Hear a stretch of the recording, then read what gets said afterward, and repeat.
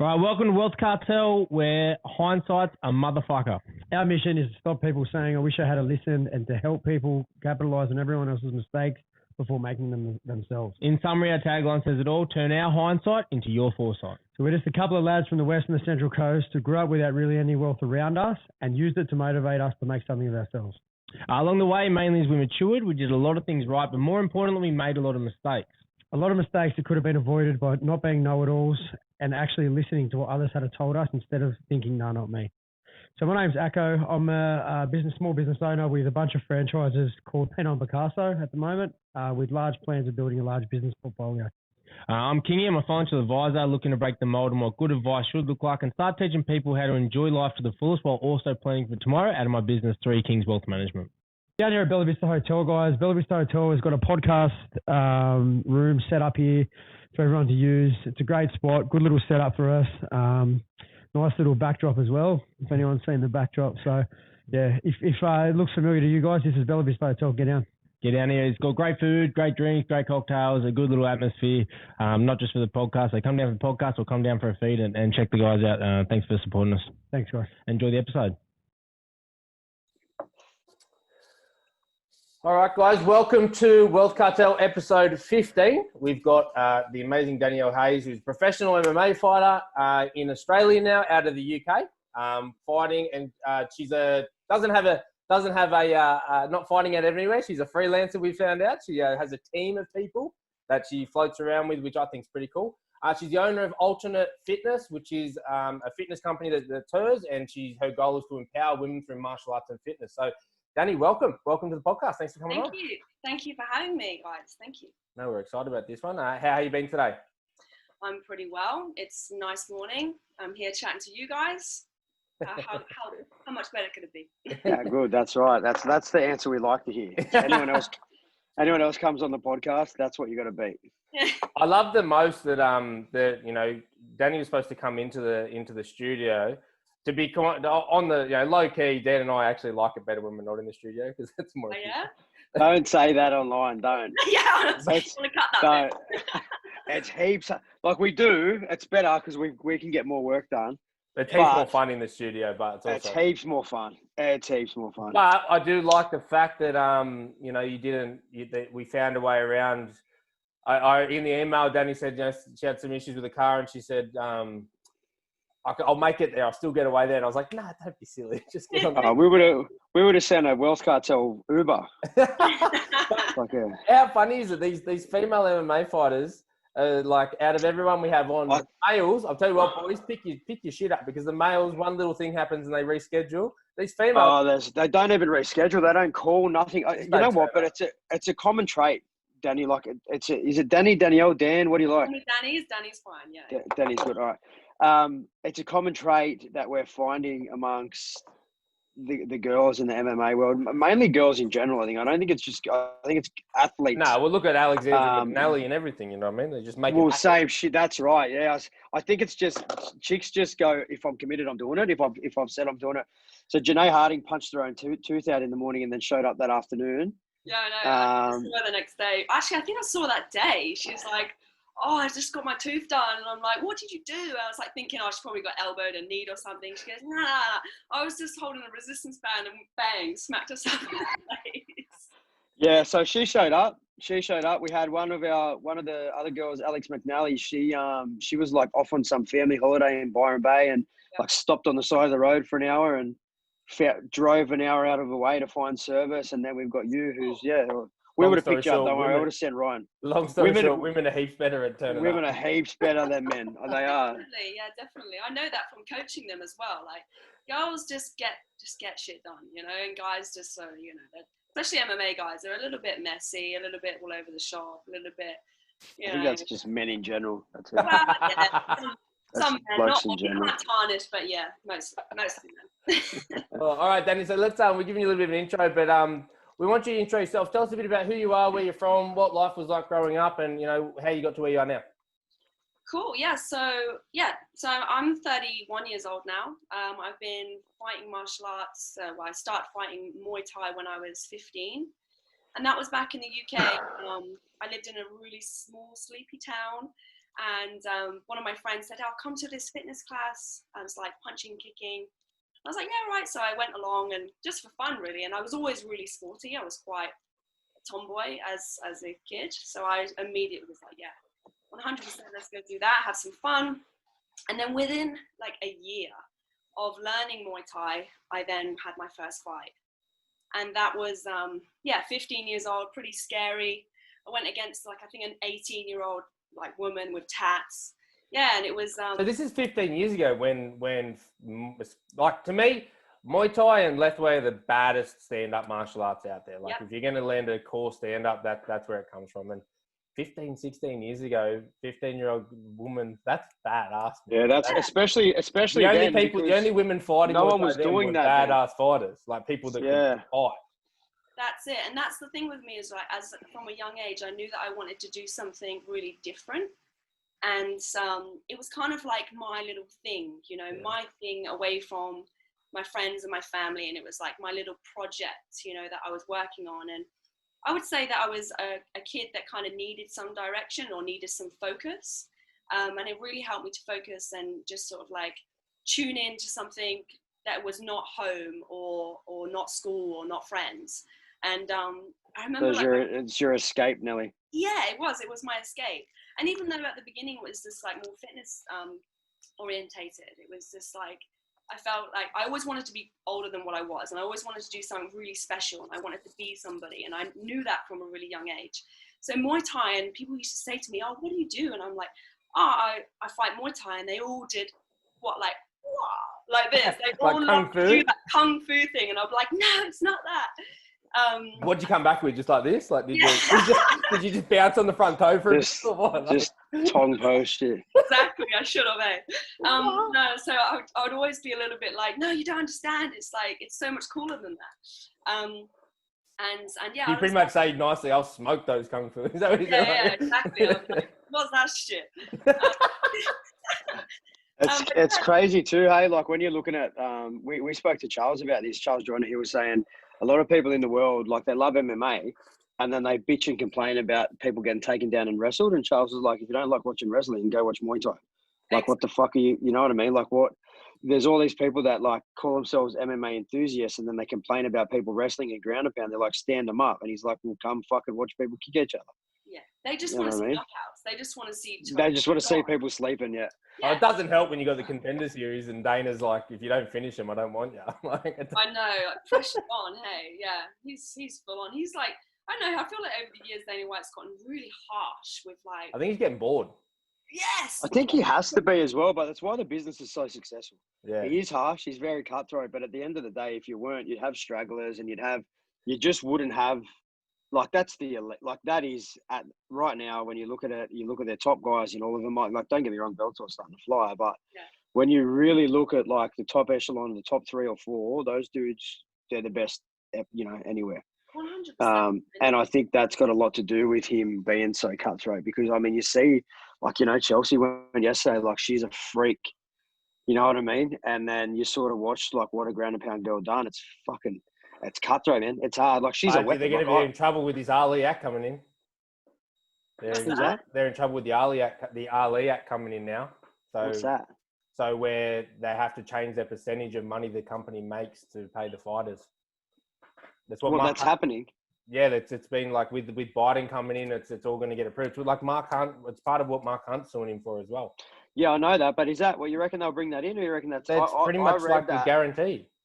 I read that yesterday. I was reading something about. I didn't know it was called the Ali Act, but I was reading something about that. They reckon it was a plea for the votes. They don't reckon it'll happen. The thing I read said it was they literally just saying that to get the voters, and once it happens, it's like other. Well, they said they don't reckon with Trump it wouldn't happen. They reckon with Biden it'll happen, and so they fucking should get more money. So they should get more money, man. Fucking get punched in the face for a living, like fuck doing that for $3,000. Yeah, look, you know what I mean, like. The girls, as well as girls, get less than guys do, and we're all doing the same thing as well, which is really kind of sad. Yeah. But when you look at like the pro fighters at the moment, and even some of the best, like Jessie Jess the other day is showing she's got $17 in her bank account. You know, I know a lot of other fighters, not naming any names, that like especially the girls, they got no money. They got nothing, and even when they had their full fight in a big promotion, they're still broke. But with all due respect, right? Like obviously the money is my era. With all due respect, a lot of them have to do more for themselves too. Like a lot of them I believe they should be getting, their pay is an issue, but outside of that, a lot of them are so shit with their money anyway. Like I see fighters get paid and the next thing you know, they got like a new car and then they're broke again for the next pay. Shit like this, like, and then on top of that, they're not like, people talk about Conor and stuff, but Conor made the money he did because of how he promoted himself and stuff. You know, a lot of these women fighters, a lot of these fighters, not just women, it's the men as well. Like John Jones, baddest fighter ever, and he hasn't earned anywhere near what Conor's earned. You know? He's not the baddest fighter ever. Let's not get into that. So let's not have this conversation. I what are we having this conversation for? So let's go. So you got to, like, I think there's a big part that needs to, education for these fighters as well, that needs to come in around, one, how to manage your money properly. Yeah. Two, how to promote yourself as a brand, as a business, which I think, what's hard about that? She does really well. You know what's hard about that part, though? We spoke to Arlene about that, and Arlene was like, remember Arlene said to us when she first started, there was a lot of people trying to get her to promote herself in a way that wasn't her. And she was like, I'm just not going to change who I am. That's good. For that sort of shit, you know what I mean? She was like, it's fucking hard because... But that's where the brand comes into it. You got to build your brand around you, you know? Well, she's quite lucky now because that's starting to happen for her. I spoke to her yesterday. Yeah. She said that she's got some big things going on, and she deserves every bit of it. But when you look at it as well, I think it's hard. It's easy for someone looking in, and what you're saying about the education around finance, I feel like that needs to happen really early on. But what's hard what's easy for us to say and hard for them to look into is, as a fighter, you're not going to become a world champion without committing directly to fighting. And Arlene's been quite lucky to be able to work and do what she does. But a lot of these girls, like when you are talking about they got no money, they've had to quit their jobs to chase their dream, right?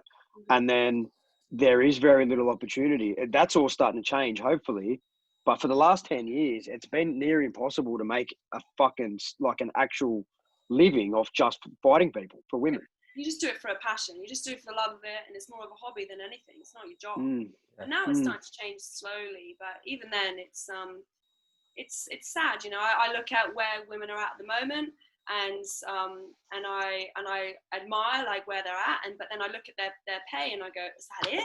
So you got to do all of that hard work and then you just get that? That's not even annual wage. I looked at that the first time I ever seen a man's one. I seen someone's, I can't remember who it was, but I seen it and I was like, nah, it's got to be more than that. I remember thinking, it was a 5-round fight. It might have been Ferguson. Might have been Tony Ferguson, and someone released the pay thing, and it was like, I think he got 45K American to main event against someone else, and I was like, "What the fuck?" That's it kills me when the person they're fighting to gets like a. So that's what it was. 500 grand. You're like, someone they fought against got $1 million Oz, 520 American. I can't. It was Tony Ferguson. I can't remember who he fought. It was before he was big, but he was having like these 5-round fights, and he was like beating everyone on his way up, and then they pitted him against someone. That person made $1 million, and he made 90. Yeah. And I'm like, fuck, man, and like the UFC is making 20 million. Yeah. So it's crazy. Back to you, Dani. So you Muay Thai in the UK. What happened from there? Yeah, I had my first fight at 15, and then I continued on, all the way up till I was about 18 years old. Got to 18, obviously I was an adult, started to, sort of drink a little bit, party a little bit. So I veered off the whole, Muay Thai train. I had a back injury as well. I think when I was drunk, I tried to pick up my friend and I just busted a disc in my back. So I had about 1.5 years off training for Muay Thai. Sorry, did anyone else just get a visualization of Dani blind trying to single leg someone? Yeah. The back. I picked them up off the floor. I don't know what I was doing. Live and learn. Had a back injury, so I kind of just relaxed a bit, and then I got back into it when I was, again, about 21. And so I actually moved from the UK to Australia. I had some cousins here that were really heavily into Muay Thai. My cousin Dani Jones, my extended family, and he was really into Muay Thai and has been since a young age. He's got his own gym, and I thought, I'll go there and I'll start to make something of this sport, because I knew I had talent. Fighting actually at that time scared me. I only did it through fear. It was like I was kind of like, addicted to the fear in a way. I was like, addicted to conquering the fear, or just to the fear? Like, was it the rush of, you know, you get those butterflies in your stomach and you overcome it, or was it just you enjoyed the rush of fear? The adrenaline's nuts, eh? Yeah, at that age, it was more adrenaline. I had no idea how to deal with my emotions, no idea how to compose myself. And of course, I didn't really know why I was doing the things I was doing. I love that. That's awesome. So many more people need to, especially women, go through that, because from a confrontation or putting yourself in that, that's the most uncomfortable situation you can put yourself in. Yeah, and I was like addicted to that, and I was addicted to, I suppose, like pushing myself and more and testing myself all the time. So yeah, coming to Australia, I then continued on my Muay Thai. I was professional in Muay Thai, carried on fighting. I had an okay sort of career in Muay Thai, but something stopped where I was losing the passion, or I was losing the excitement and the understanding of why Muay Thai is the best stand-up sport, right? Because I started to learn how to box. And all of a sudden, I created this hybrid of more of a K1 fighter. And then it slowly started to form, and I then learned jiu-jitsu.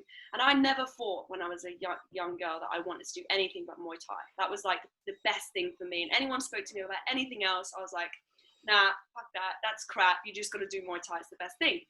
and then I learned jiu-jitsu, and I was like, whoa, my mind was blown. And I was learning judo and boxing, and I was combining all these things together. Working at the UFC gym in Alexandria in Sydney, the first one, the big one that came. And it was all just kind of like the path was there. I worked there. I did teeth whitening there, yeah. When I had a teeth whitening company, I went out there and whitened a heap of people's teeth in the ring at UFC Alexandria. Yeah. I never knew you worked there. That's a fucking sick gym. Yeah, massive. It was like 120 classes on. You know, I met a lot of great people. There was Uriah Faber came, and with the Cali Kid. The Cali Kid, and another guy. What's the guy that's just lost 9 times and had a fight in the street? I forget his name. The Hawaii. Oh, BJ Penn. Yes, BJ Penn. How bad is that? How sad that I don't remember his name. Oh, that's his fault. That's his fault. No one else's. Yeah. He was my favorite, man. I met that guy in Hawaii, and then when I was over in Hawaii the second time, he fought for a title, and I was staying in his hometown without realizing I was there for him, and the whole fucking place shut down. Like, it was unbelievable. Wow. Unbelievable. He was like a god in Hawaii when I was there. Well, that's it. You have to give him respect because he did amazing things to the sport. I think he should have retired a little bit earlier than he did. A long time earlier. Yeah. nine fights earlier. Stop putting weight on champions. Stay down there. Yeah, really nice guy. But yeah, that was what kind of made me go, yeah, like this is what I want to do. Like, I feel like I'm in the right place. Like, I met Misha Tate. We had a nice chat. She was actually. I love Misha. Yeah. Oh, you met her until I love her. She was at my first fight when I went to Vegas. So my actual first MMA fight, I flew to Vegas for my first. Did you get to roll with Misha or anything? Did you get to train with those guys, or? I didn't. No, I just met them in person and we chatted about MMA and sport and everything. But no, I never. How do you pull that? How do you pull your first MMA fight? You travel to Vegas and fight there. How does that work? So it was my coach, Jeff O'Hara at the time. He had friends and connections in Vegas, and they were just calling out for a flyweight girl, amateur, who wants to fight. And he's like, oh, do you want to go to Vegas? And I said, yeah, shut up, man. I'm not going all the way there. You know, because you think, you just have your local fights and you build yourself up. Vegas is like the capital of MMA. And I was like, we're not going there. And he goes, well, you can if you want. He goes, we just got to get the money together. And I went, are you serious? He was like, yeah, you can have the fight. And literally, like, within 2 days, we had the money together like that. Like, all of the people that were working and training at UFC gym, they all just put in a massive amount of money. They were all supporting me, and it was really, really, I was very grateful. And I managed to get on that flight. We had 3 days in Vegas before the fight. I had to weight cut in those 3 days, had the fight, and then the next day I flew home. So yeah, it was cool. But it was amateur. Shit, that's a long way to go for a 4-day trip and a 3-day weight cut. Yeah, no, like I said. Did you win? I did win. Yeah. And that's all that matters then, I suppose. Yeah, like it was fun. But like I was saying to Ryan, like if I do things, I do it at like 100%. Like I don't just do half-assed. It's like, why would you come all the way for a 15-minute drive? And I'm like, if I want to do it, I just do it properly. But yeah, so first fight, Vegas, and then I continued on with that promotion for my next 3 fights.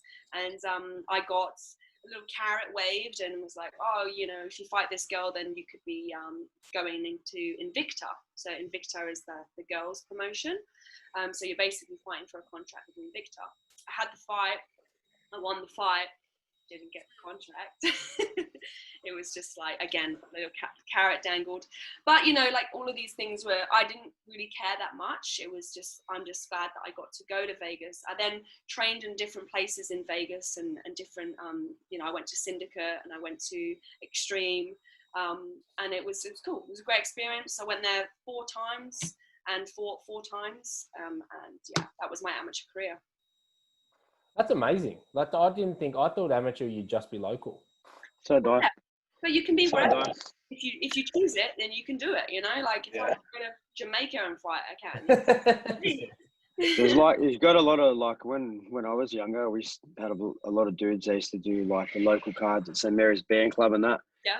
And there was, I went and watched this dude that I knew, I grew up with. We went and fought there, and like all of us thought we were all cool. And we were like cheering for him, and he knocked this dude out. And then there was like this other dude was like 30 fighters in the crowd, and they're telling us to shut up. I'm thinking, fuck, we better stop. We act like we can fight. All these dudes are wearing like ATT tops, and I was like, fuck, we have to fucking stop going on here. It was like that. It was those brothers and that. But those local cards, some of the fights on them were rubbish. Yeah. And then you'd have like, I can't remember.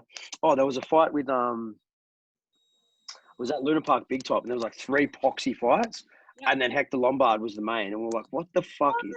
Yeah, it was literally like kids that couldn't fight, and then Hector Lombard was the main. I can't remember who he fought. He smacked whoever it was. He bashed the fuck out of him. But like we were watching that, and it's crazy. That's 10 years ago to see what's happened in the sport, because now when you go to a local show, there's legit fucking fighters on every card. That's probably my favourite thing about the fight scene is seeing the standard of entry level going up, you know, like you going in at amateur, like I actually, to me, that sounds crazy. Like I think the level you would have been at fighting amateur, that would have been a high level amateur fight. Yeah, it was high level for sure. Yeah. And I suppose now, you know, where we're at now, so many people have evolved and so many young kids are starting it at such a young age. And by the time they get to, you know, in their 20s, they've been doing it for 5 years, you know, and they've been doing all of it. Yeah. And so the level and that's why I think that, let's say Dana White's getting bored and he's always pushing the mark, because this sport is evolving and it's getting better and better and better. And it will just continue to. It's scary. It's scary how good it can get. Like at one point, some of your entry level, some of your local cards now have got the quality of what some world class cards, 100%. You know what I mean? Like it's crazy, and it's exciting to see. It's really, really good to see. It's especially, like I say this on every podcast, but like I love women's sport. One from a technique point of view, because women's technique is generally so much better.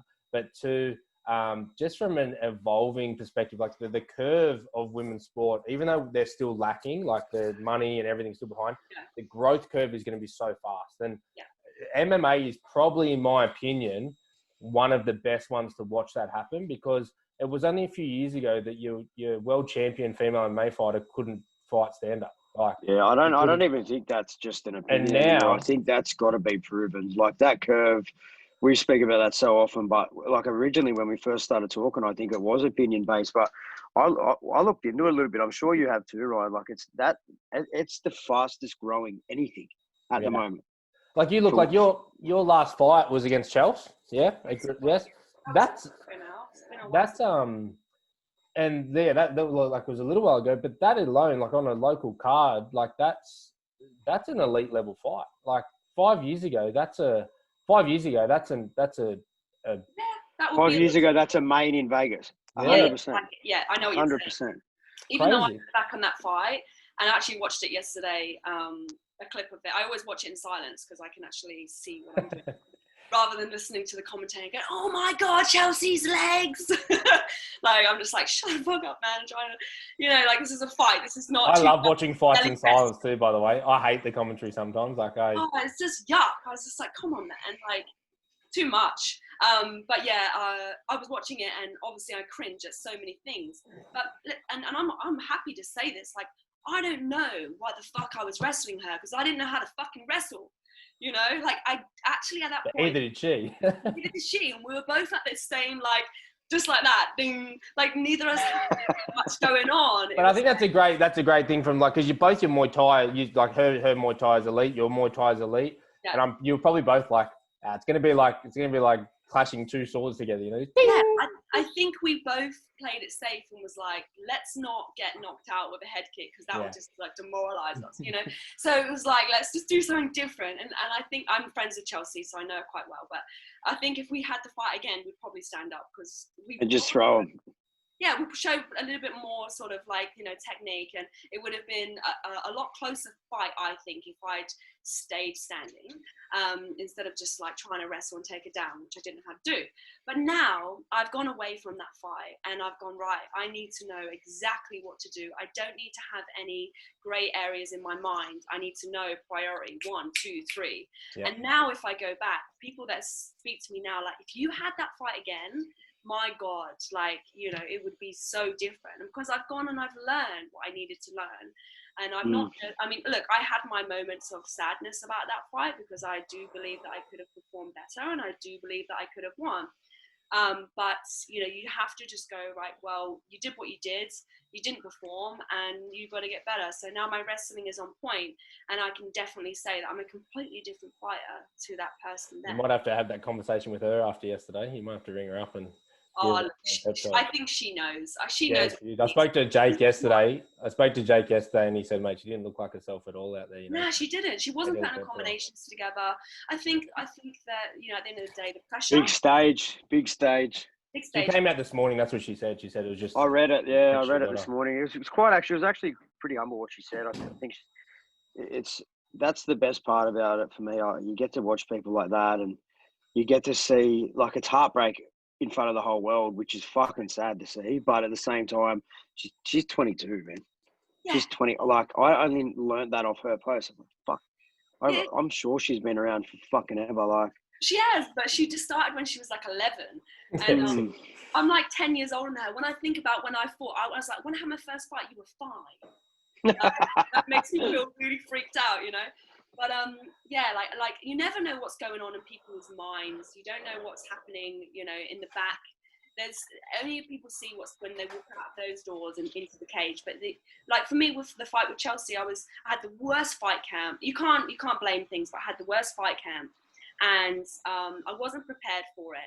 And mentally going in, I knew in my mind that I hadn't done enough. And yet you still have to fight, you know. And so with her, and I also had my pressure of, I needed to win that fight. If I didn't win the fight, then I wasn't going to have my Bellator contract. So my Bellator contract was given to me, and they just said, look, we haven't got any fights for you right now. And they left me idle for a while. And I was like, if I stay idle, I'm going to get ring rust. And so that's why I had my 2 fights that I needed to have. And I lost the first one from, again, not being too cocky, like, oh, I got this. And snap bang, I got myself put in an armbar. Mentally not prepared, and then that kind of like trickled into my second fight with Chelsea. Didn't prepare enough because I was working full time. I'd waking up at 5 in the morning, teaching PTs, not finishing until 9 at night. Like, all of those things are just wrong, you know. Going into the fight tired, mentally not prepared, pressure of needing to win the fight, else Bellator will not give me a fight. And so it's the same with Chelsea. Like, that was you lose almost every aspect of why you started fighting in the first place. Yeah, you forget it all. I think when you talk about, like, we had this chat with Arlene as well, when you talk about empowering women as well, like, one thing that people who don't fight or don't train martial arts, they don't understand is, the first and foremost is this is why I love what you said before. It sort of gave me a bit of goosebumps when you talked about, you know, the reason you love the fear. Like, I don't care who you are. I don't care who you are. You step inside a ring with someone else who can fight, who's ready to kick your head off your shoulders. The fear's there, and one of the most empowering part, putting yourself out of out of that comfort zone to just get in the ring and then do it over and over again. That's the first step. And that can take away all your cardio. You can get, the adrenaline dumps. But the second part that I love about fighters that people miss, the fight camp, your training. How many people just wake up not feeling like they want to train in general on a day, right? You've got to go through that day in, day out over and over again. And then you've got to be able to get up on after a hectic cut, after all this stuff, and then get up and you've got to go and fight. Like how many times during a 3-month training program for a normal person do you wake up and go, I don't feel like training today? You've got to do that every day. And then you've got to get up at the worst point of the camp where you're feeling the absolute worst. Yeah. And that's if everything goes right. Yeah. And then go, let's fight. And you've got to get through that fear from there. I think people miss that. And I think when we talk about empowering women, this is what Arlene was saying, fighting for her changed so much about her in her whole life. People think you guys are just brutes and you jump in there and you're women scrapping. It's so much more than that. It's so inspiring to see that from a perspective of looking at a wave, take the fight out for a second and take everything that comes with it. It's amazing. It's amazing to see. It does. It gives you a lot of strength. It gives you a lot of confidence that you can really face anything in the world. If you can face that, then you can face anything. And for me, it's made me who I am today. And I think that every woman, and it doesn't have to be fighting. It could be, going into a competition of doing yo-yo or something like that, or just anything that makes you feel. And I say this to my friends all the time. And it's I always say, do something that scares you every single day. Whether that be speaking to that person or whether that be stroking that dog that you're scared of or whatever, but something every single day that you can say, I've overcome it, and I think that that's what I do and I live by, and I try and I try and push that onto my friends and my clients, because it's something that I've done and I feel like a very strong person for it. And I think take away, exactly what you said, doesn't have to be MMA, right?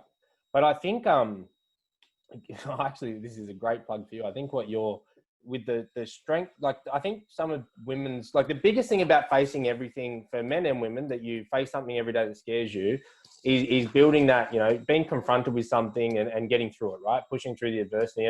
But the reason I love MMA and strength training for women is I think, for a lot of women, their biggest insecurities come around that physical aspect about being a woman, being smaller, being in a man's world kind of thing. And I think what I love about even just not fighting, but training martial arts and strength training, that's a huge hurdle for women in that aspect.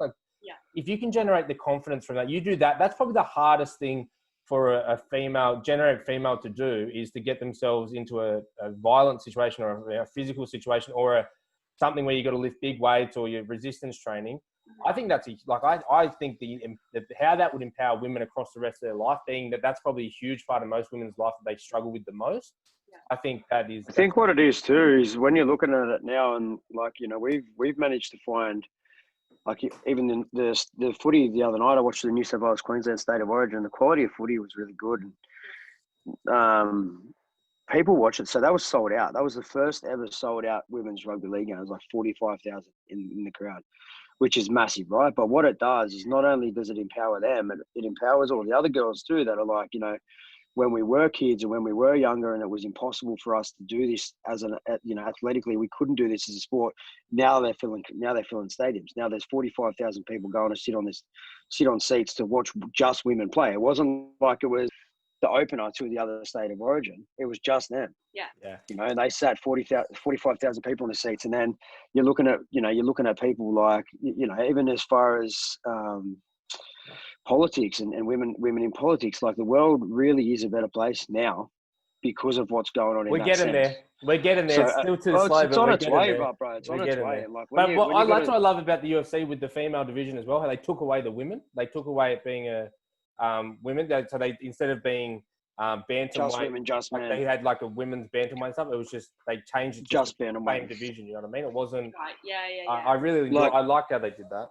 When with me now, with having a daughter, it's not, you don't just have to teach them now, you've got to be a princess and you've got to grow up and you've got to rely on a man and you have to do this and you have to do that. There's just so many avenues now where you can go, you know what, you can do whatever you want.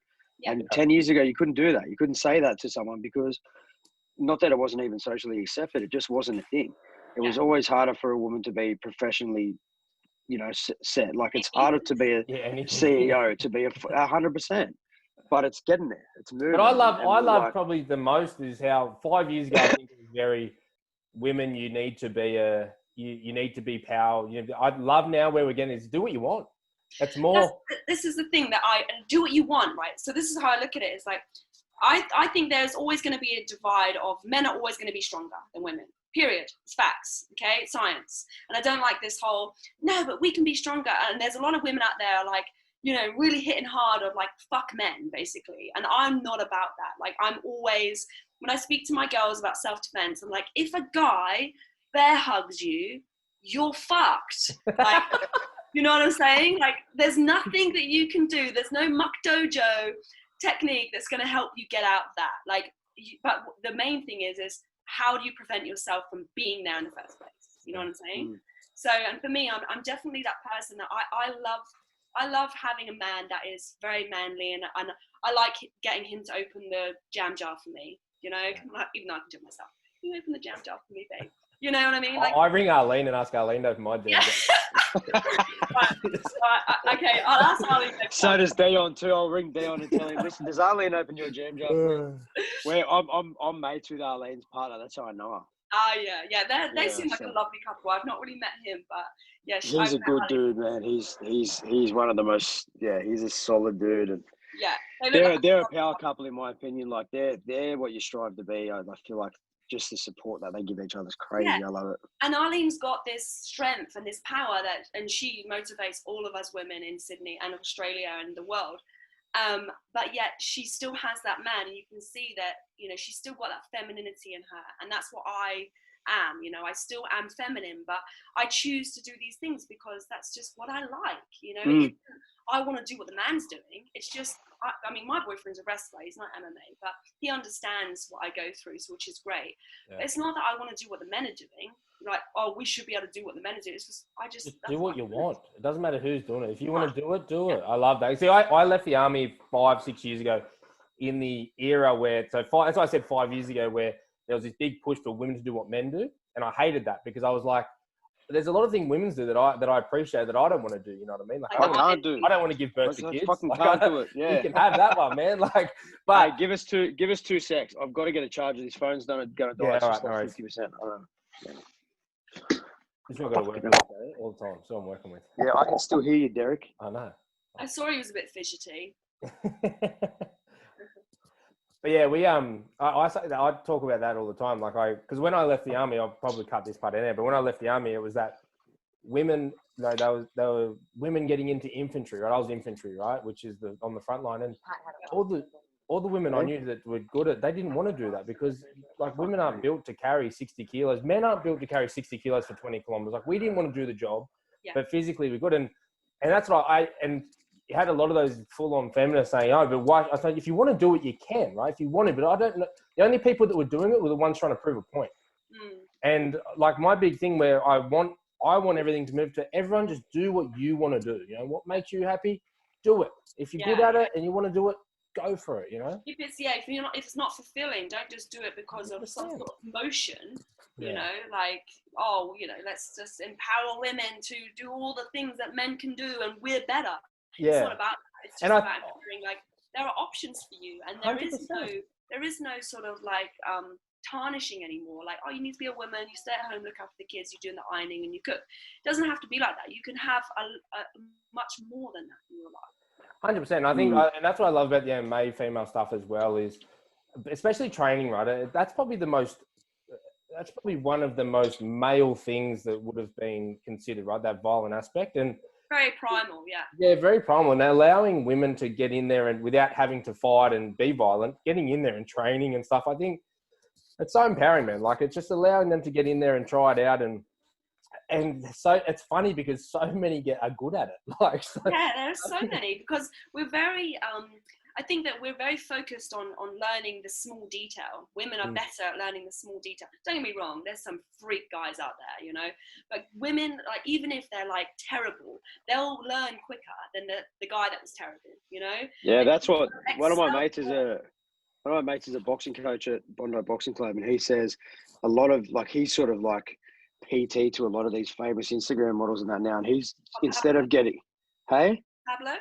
Nah, Dylan Gorsey. Dylan Gorsey, yeah, I know Dylan. Yeah, so Dill's a mate of mine. I grew up with Dill, and he's saying to me now he takes a lot of the girls on, not because he chooses to, but because they're better. They listen more. He said it's easier to train them. They show up. They follow their meal plan. He's like, it's fucking crazy. He's got this chick, Kayla Ether, at the moment. Her name is, Okay. and she's never fought before in her life, and he's got her on 20 punch combos. Like, it's fucking crazy to watch, eh? And he's just said to me, I don't think she'll ever fight. She doesn't want to be hit, but the skill level behind her and what she's doing is incredible. Yeah. So and sometimes it's just like, again, like she doesn't have to fight. Like, and that's what I love about the boxing side of things, or even, you know, any type of striking. Girls love to strike, and they'll never want to get their pretty face boxed in, but they love learning the combinations and learning the intricacy, and obviously it keeps them fit. And then they've just got to learn a dog shot. That's it. If women can just learn one dog shot, they're good to go. Big overhand, that's all you need. yeah, just make sure slip to the left, overhand right. We're good. Run. Wait for him to turn their back and then give him one, and then that's it. Okay. All right. So we'll get back to you now. So that was really good insight into sort of where you're at. Where are you going now? Where's the mindset at now? What's the at the moment? Well, I've had some time out, and obviously with COVID, I was forced to have some time out. I really need to work on my my holes and in my game, and that was the wrestling and the grappling, and I have been doing that. I have been approached by the local scene to fight in some promotions, and right now it seems to be that's the only option I have. So possibly in the new year, I will be fighting in Australia, probably not Sydney. For some reason, I never fight in Sydney. It's always somewhere else. And there's not many options for me, to be honest, with the Australian, New Zealand flyweight division. Why is that? Why is that? There's not many of us. Okay. We're either there's amateur, they've already signed to a particular contract or promotion, sorry, or they don't want to fight me. And I say that one on the end because I'm a little bit more humble, but they generally don't want to fight me. They fear that I've had too much experience, and this all stems from she fought in Vegas. Unfortunately, it hindered me a little bit because it appeared that I was really excelling, and yeah, it was a great time. Yeah, I had some great fights, and yeah, I've got great stand up. But a couple of years ago, no one wanted to fight me because they looked at me as if I was kind of. Even Chelsea called me a veteran in the sport. I'm not a veteran. I've been fighting for 4 years in MMA. Yes, yeah. I've been fighting for a long time for Muay Thai, but 4 years is not that long, you know, so I'm definitely not a veteran. I definitely am very skilled and very determined, but there's so many other girls out there that are as well. And at the end of the day, win or lose, at the moment, it's just you have to fight the girls that are put in front of you because there's not many of us. And if you get an opportunity, sometimes you just got to jump on it. And you don't get a choice, and that's unfortunate. You don't get to choose or sort of like, you know, sort of pinpoint who you want to go for. You don't, like, the guys seem to get that opportunity. A little bit of a target happening. Yeah, they start targeting. But I was like, Dan, this is what I was saying this morning. Right? I mean, Dan had a big Instagram chat this morning about luck and stuff. Right? This is exactly what, this is a great point, Dan, because what I was saying is not Chelsea. When you fought Chelsea, right after that, so Dani's career is very determined at the moment on luck, on getting people to actually want to fight her. You could be the best fighter in the world right now, but if you don't get people don't fight you to get your name out there, then that's something you can't control, you know. And yeah, I agree, fully agree. But at the same time, I believe, like, you're talking to people, like you talk to Danielle, you talk to Chelsea, you talk to Arlene. Regardless of whether or not, so we had a bit of a discussion, an argument this morning. I was like, "You're fucking wrong," and he was like, "Nah, you're missing the point." My point of it is, it's going to be hard for Dani to get a fight. She needs to be lucky to get a fight, but regardless of whether she gets one or not, with a good mindset, she's going to be successful, whether that's in fighting or something else. Yeah. So my whole point around, like, we were sort of we're arguing the same point, just not getting each other, but just in different ways. So I'm saying fighting. I'm saying you'd be lucky to get to the top. To get to the absolute top, there's things got to fall in place in that sense. It doesn't mean you won't be successful in life, but if your number one dream is to be the world champion MMA fighter, there's a lot of things that fall in place. What he actually said was, don't fucking change your words. What he actually said was... No, boys, one at a time. What he actually said was, Conor McGregor, right? So there's a lot of Conor McGregors in the world that said they envisioned what they seen but there's only one Conor McGregor that was lucky enough to take it. And I was like, He had the but right there's a lot of skill, hard work, and luck to get to where he was. Right? But what you said was there's a lot of other people still on Centrelink envisioning that. And I was like, nah, I don't agree, because Conor would never have stayed on Centrelink. I just feel like he was one of those dudes that was not going to let himself fail. And I don't know him personally, obviously, and I just feel like looking at a person like that, looking at yourself and these types of people, regardless of whether it was in MMA, whether he become a billionaire or not, I just see success, like drive and success. Yeah, where our conversation misses, I was talking MMA specifically. I'm saying, and to get to that, if your dream is to be an MMA champ, a lot of things have to fall in your way. They do. They have to. Yeah. Okay. 100%. Yeah. I think that Conor McGregor had a lot of opportunities. His division is pretty full, and he started in an island and whatever, and he moved his way up. So and he's male, so he had a lot of opportunities to fight. But at the same time, what he did and where he got himself was purely his mindset. He envisioned it. He made it happen. He went to Dana White and said, I want this, this, and this. And whatever he did, he manifested that, and for me, for instance, if I push and I vision it in my mind, and I go and contact the promoters and I do this and I don't stop until I get what I want, I will get there too, but I think what I'm trying to say is that it's just, I got to push a little bit harder than say the guys in order to get. Yeah, 100%. That's all it is. It's just a bit harder, but it's not unachievable. I can do it. I just got to really, really go for it, and set out some goals and make sure that I not only like fight, but actually win fights,